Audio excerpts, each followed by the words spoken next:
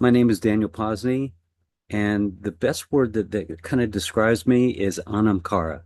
So, an Anam Cara is a Celtic term that means soul friend or spiritual teacher, guide, someone that through compassionate presence helps someone get from where they are to where they want to be. And that's kind of what describes me. I do it in different ways. I use breath work and sound healing and deep discovery and unwinding the patterns and subconscious programs that are usually sabotaging our life and our health and our relationship.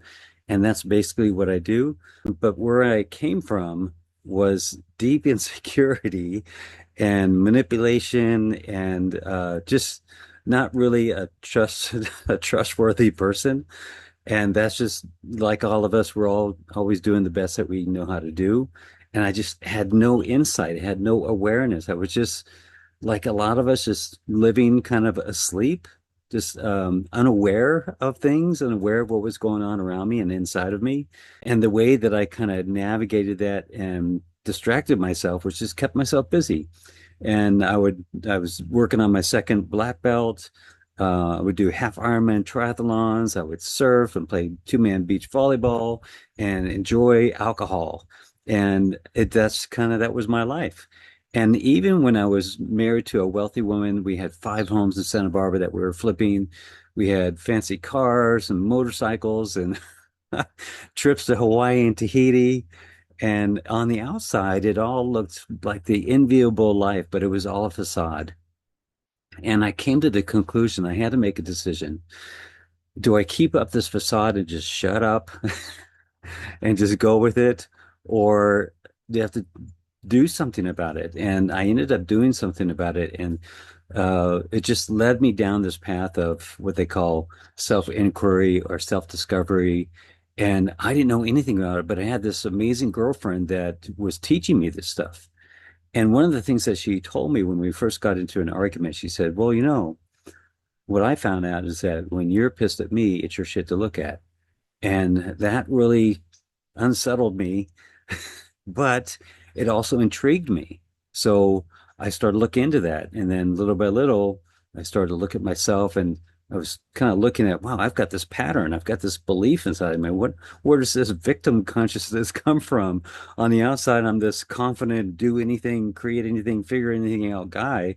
But on the inside, especially when it came to intimate relationship, there were things that triggered me into not feeling appreciated, not feeling acknowledged, and basically squeeze all that down into just insecure, which is a hard one for a guy to admit that can figure anything out that he's actually insecure. But the thing that I had to realize is that the insecure part of me was not me. It was my mind, my what they call the egoic mind. And I could go into this for a long time, but there's some great books on this. One of the great books is The Three Beliefs of the Ego or The Power of Now. These ones really describe this really well, but it's basically a separate part of yourself, a separate aspect of yourself. You pull it out of your body and hold it here. It would be this fear and worry and blame and shame and regret and resentment. That's kind of the source of all your problems. The problem that we have is not that we are anxious or have ADHD and all that diagnosis is that our biggest thing is that we believe what this thing tells us. That's the problem.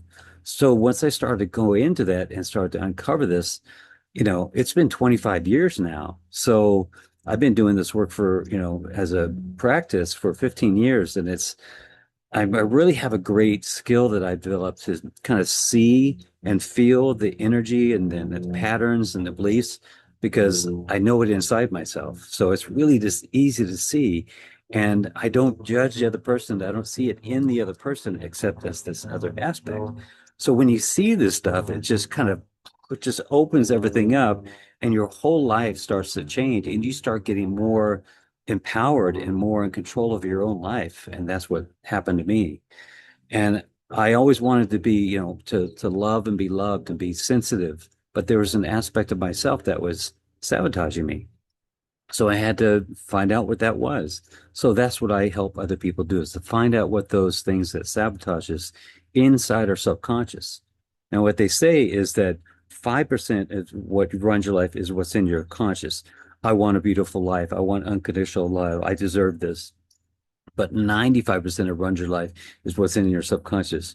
You're a piece of shit. You're not worthy. You're not lovable. You did that thing, that kind of stuff. So you got to find out what's in there to kind of resolve that. Then there's this other aspect of it is what they call the direct path, whereas you might call it spiritual bypassing, but it's realizing that you're not the one, you're not the being, you're not the character, you're the awareness of all that you're experiencing.